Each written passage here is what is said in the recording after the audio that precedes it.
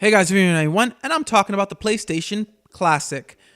And what do I mean? Well, you know how the Nintendo Classic happened and the SNES Classic happened, and technically Sega's been doing, well, I don't know if you call it Sega's Classic, but Sega's been doing like those old systems for a while.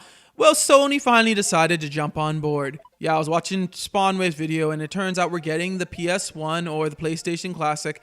It's going to be like the NES Classic, where it's smaller than the original console. You can hold it in one hand, apparently. Is this good news? Yes, it is obviously good news, because the thing is that we've been realizing with all these classics, you know, the NES, the SNES and stuff, some of these games really held throughout all the years. They're still a lot of fun. We still have enjoyment. And for those who never got to play some of the games, such as I never got to play Mario the RPG, and that was extremely enjoyable.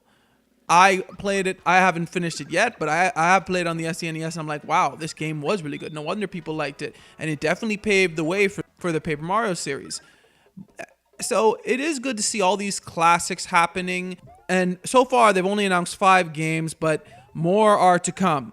Right now, the games they've announced are Final Fantasy VII, duh, Tekken 3, Wild Arms, Ridge Racer Type 4, and Jumping Flash. I don't know about 3 of those, but Tekken 3 I used to play, and Final Fantasy VII, obviously people know what that is. So this is a good thing. It's good to see the games. There's only one thing. With these classic consoles, it's always difficult. Like some games you know have to be there, such as Super Mario World and the SNES Classic. But with certain other games, it's like, do they have to be there? Who's this? Who's that? I just feel like the classic systems had so many well-done games that it would be really hard to pick just 20 of them to be put on any classic system.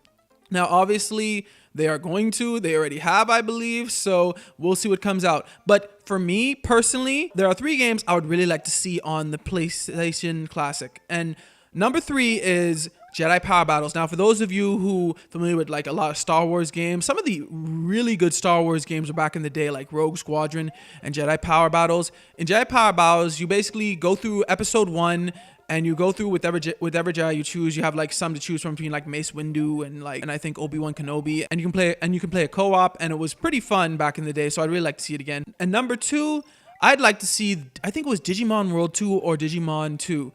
It was a really fun kind of like almost Pokemon style game. It was kind of like a mixture between Pokemon and like Final Fantasy. So I would really like to see that game again. But my number 1 game that I'd really like to see on a PlayStation 1 Classic is Legend of Dragoon. Now, for those of you who never played it, I don't think a lot of people did. I think it was one of those sleepers that it was really good, but it kind of flew under the radar. But it was a long, very detailed, very well done story.